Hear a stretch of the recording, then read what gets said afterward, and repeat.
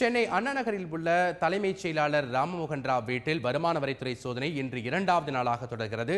இது தொடர்பான கூடுதல் விவரங்களை அங்குள்ள எமது செய்தியாளர் ராஜாவிடம் கேட்கலாம். ராஜா, சொல்லுங்க, ராமமோகன் ராவ் வீடு உள்ளிட்ட எத்தனை இடங்கள்ல இரண்டாவது நாளாக இன்னைக்கும் சோதனை நடைபெற்றுக் கொண்டிருக்கிறது?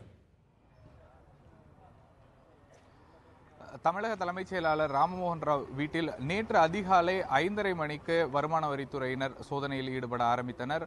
ஏற்கனவே சேகர் ரெட்டி அதேபோன்று அவருடன் சேர்ந்து 3 தொழிலதிபர்கள் இல்லங்களில் நடத்தப்பட்ட சோதனையின் அடிப்படையில் அங்கு கிடைத்த ஆவணங்கள் அடிப்படையில் தலைமைச் செயலாளர் வீட்டிலும் சோதனை நடைபெறுவதாக தகவல்கள் தெரிவித்திருந்தன. இன்று காலை வரை இந்த சோதனையானது தொடர்ந்து நடைபெற்றுக் கொண்டிருக்கிறது. இருப்பினும் சற்று முன்பாக ராமமோகன் ராவ் வீட்டில் இருந்த அதிகாரிகள் வெளியே சென்றிருக்கிறார்கள். அதே போன்று இங்கு நிறுத்தப்பட்டிருந்த துணை ராணுவ படையினரும் வெளியே சென்றிருக்கிறார்கள். இங்கிருந்து விலக்கிக் கொள்ளப்பட்டிருக்கிறார்கள். நாம் பார்க்கலாம், இந்த இடத்தில் நேற்று முழுவதும் துணை ராணுவ படையினரின் கட்டுப்பாட்டில் இருந்தது. இன்று அதிகாலை, அதாவது சற்று முன்பாக அவர்கள் இங்கிருந்து இந்த துணை ராணுவ படையினர் சென்றிருக்கின்றனர். இருப்பினும் அதிகாரிகள் 10க்கும் மேற்பட்டோர் இருந்தனர். அவர்களில் சிலர் உள்ளே இருக்கலாம் என தெரிகிறது. பெரும்பாலான அதிகாரிகள் இங்கிருந்து சென்றிருக்கிறார்கள். இருப்பினும் அவர்கள் பெரிய அளவிலான ஆவணங்களையோ அல்லது பணம் மற்றும் பொருட்களையோ இங்கிருந்து இதுவரை எதுவும் எடுத்துச் செல்லவில்லை. முக்கிய கோப்புகள் மட்டும் ஒரு சில எடுத்துச் சென்றிருக்கிறார்கள். ஏற்கனவே தலைமைச் செயலகத்தில் நடத்தப்பட்ட சோதனையில் பல்வேறு ஆவணங்கள் சிக்கியிருப்பதாக தெரிகிறது. அதே போன்று ராமமோகன் ராவ் அவர்களுடைய உறவினர்கள், மகன் விவேக்கினுடைய இல்லம் உள்ளிட்ட பல்வேறு இடங்களில் நடத்தப்பட்ட சோதனையில் முக்கிய ஆவணங்கள் சிக்கியிருப்பதாகவும், அதே போன்று பணமும் தங்கமும் அவர்களுக்கு நெருங்கிய உறவினர்கள் இல்லங்களிலும் அதே போன்று அவர்கள் சொந்தமான இடங்களிலும் நடத்தப்பட்ட சோதனையில் சிக்கியிருப்பதாக தெரிகிறது. இருப்பினும் இதுவரை எவ்வளவு கைப்பற்றப்பட்டது, இந்த சோதனையின் பொழுது ராமமோகன் ராவிடம் என்ன விசாரணையில் தெரிய வந்திருக்கிறது என்பது தொடர்பாக வருமான வரித்துறையினர் எதுவும் தெரிவிக்கவில்லை. இரவு முழுவதிலும் இங்கு முக்கிய அதிகாரிகள் வந்து சென்றனர்.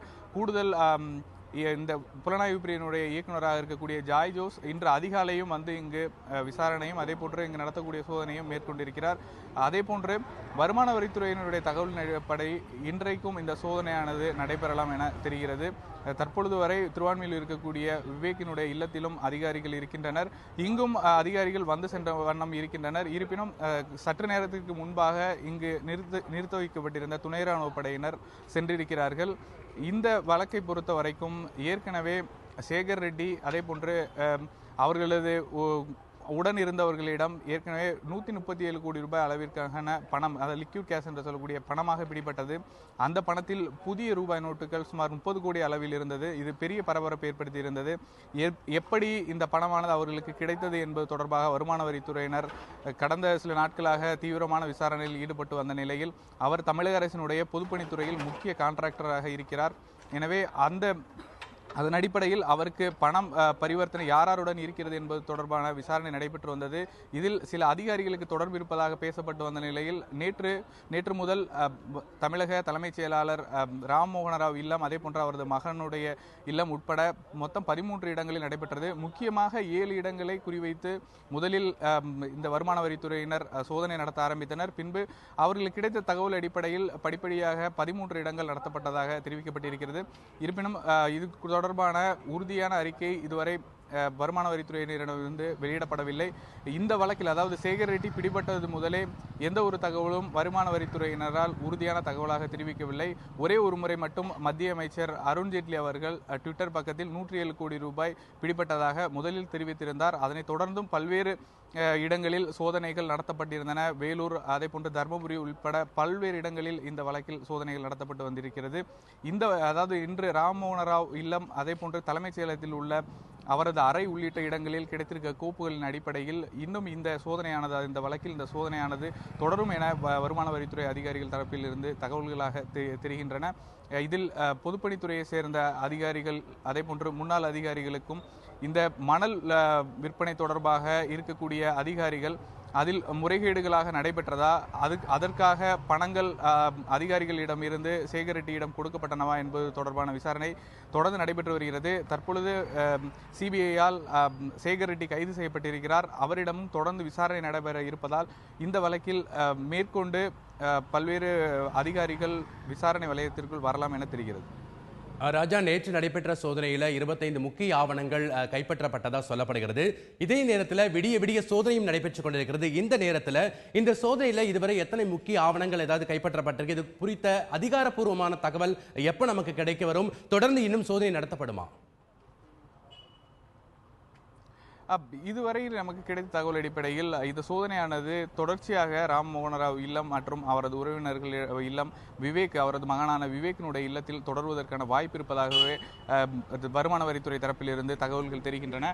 அவரது இல்லத்தை பொறுத்த வரைக்கும் இங்கு நேற்று பெட்டிகளில் இருந்த அவரது பொருட்கள், அதே போன்று இங்கு இருக்கக்கூடிய நகை, பணம் உள்ளிட்டவை அனைத்தையும் எடுத்து வருமான வரித்துறையினர் சோதனை நடத்தியிருக்கிறார்கள். அதில் எவ்வளவு கணக்கு காட்டப்பட்டிருக்கின்றன என்பது தொடர்பான விவரங்கள் தொடர்ந்து அதிகாரிகளால் திரட்டப்பட்டு வருவதாக தகவல்கள் தெரிவிக்கின்றது.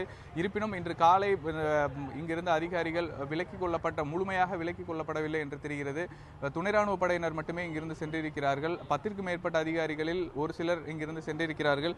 முழுவதுமாக இங்கிருந்து அதிகாரிகள் விலக்கிக் கொள்ளப்படவில்லை. தொடர்ந்து இன்னும் ராம் மோகன் ராவினுடைய இல்லமானது விசாரணை வலயத்திலேயே இருக்கின்றது. இந்த இடத்திற்கு, அதாவது நேற்று இங்கு பெட்டிகள் மற்றும் அதே போன்று விலை உயர்ந்த பொருட்கள் அனைத்தையும் வருமான வரித்துறையினர் சோதனை செய்து வந்தனர். அந்த நிலையில் அவர்கள் இங்கிருந்து எந்த ஒரு பொருளையும் இன்று காலை வரை எடுத்து செல்லவில்லை. அதிகாரிகள் வந்து சென்றது மட்டுமே நடந்து கொண்டே இருந்தது. இந்த கூடுதல் இயக்குநராக இருக்கக்கூடிய ஜாய் ஜோஸ் அவர்களும் 2 முறை ராம் மோகன் ராவ் இல்லத்திற்கு வந்திருக்கிறார். அவர்தான் இந்த வழக்கில் முதலில் இருந்து நேரடியாக இந்த வழக்கை விசாரணை அதிகாரியாக விசாரித்துக் கொண்டிருக்கிறார்.